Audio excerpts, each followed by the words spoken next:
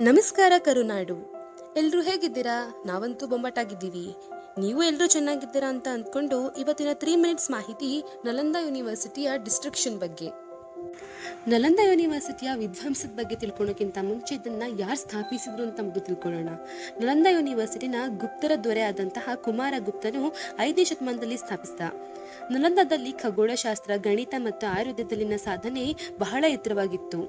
ಈಗಿನ ಕಾಲದಲ್ಲಿ ನಾವು ಪೇಪರ್ ಬುಕ್ಸ್ ನಾವೇನು ರೆಗ್ಯುಲರ್ ಆಗಿ ಬುಕ್ಸ್ ಓದ್ತೀವಿ, ಆ ಬುಕ್ಸ್ಗಳಿದೆ. ಆಗಿನ ಕಾಲದಲ್ಲಿ ತಾಳೆಗರಿಗಳಿಂದ ಅಥವಾ ಮರದ ಹಸ್ತಪ್ರತಿಗಳಲ್ಲಿ ಎಲ್ಲ ಬರೆದು ಸ್ಟೋರ್ ಮಾಡ್ತಾ ಇದ್ರು. ಹೀಗೆ ಬರೆದು ಟೋಟಲ್ ಆಗಿ ಸುಮಾರು 90 ಲಕ್ಷ ಬುಕ್ಸ್ಗಳನ್ನ ಈ ಬೃಹತ್ ಲೈಬ್ರರಿಯಲ್ಲಿ ಸ್ಟೋರ್ ಮಾಡಿದ್ರು. ಫಾದರ್ ಆಫ್ ಇಂಡಿಯನ್ ಮ್ಯಾಥಮೆಟಿಕ್ಸ್ ಅಂತಾನೆ ಕರೆಯಲ್ಪಡುವಂತಹ ಆರ್ಯಭಟರು ಸಹ ಇದೇ ಯೂನಿವರ್ಸಿಟಿಯಲ್ಲಿ ಓದಿದ್ರು ಅಂತ ಹೇಳ್ತಾರೆ. ಜ್ಞಾನ ಶ್ರೀಮಂತಿಕೆಯ ಸಾಗರ ಅಂತಾನೆ ಹೇಳ್ಬಹುದಾದಂತಹ ಈ ನಲಂದನ 3 ಬಾರಿ ಧ್ವಂಸ ಮಾಡಿದ್ರು ಅಂದ್ರೆ ಅದೇ ವಿಪರ್ಯಾಸ.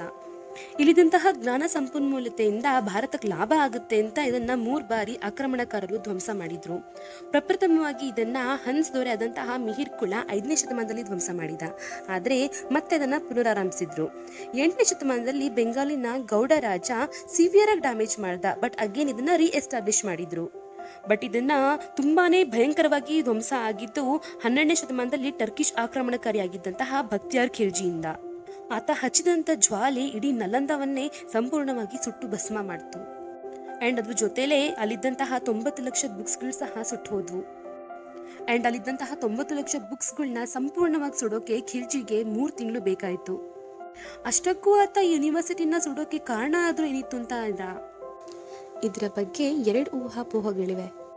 ಮೊದಲನೇ ರೀಸನ್ ಏನಂದ್ರೆ, ಈ ಖಿಲ್ಜಿ ನಲಂದಾ ಯೂನಿವರ್ಸಿಟಿಲಿರುವಂತಹ 90 ಲಕ್ಷ ಬುಕ್ಗಳ ಪೈಕಿ ಕುರಾನ್ ಇದೆಯಾ ಅಂತ ಹುಡುಕ್ತಾನೆ. ಬಟ್ ಅದು ಅಲ್ಲಿ ಇರಲ್ಲ.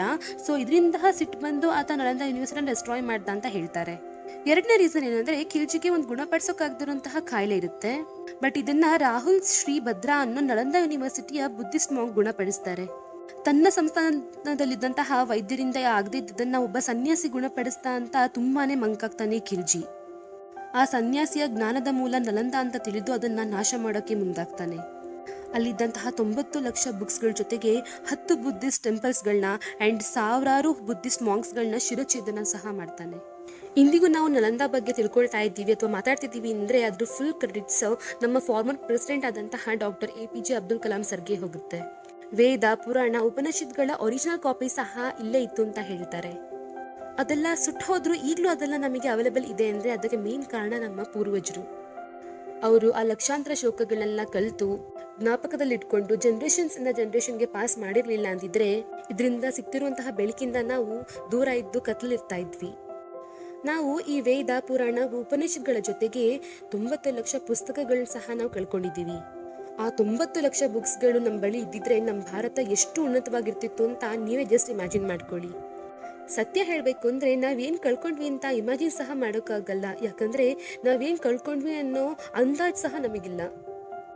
ಬುದ್ಧ ಹುಟ್ಟಿದ ನಾಡಲ್ಲಿ ಬುದ್ಧಿಸಂ ಡಿಕ್ಲೈನ್ ಆಗಿದ್ದು ಹೀಗೆ.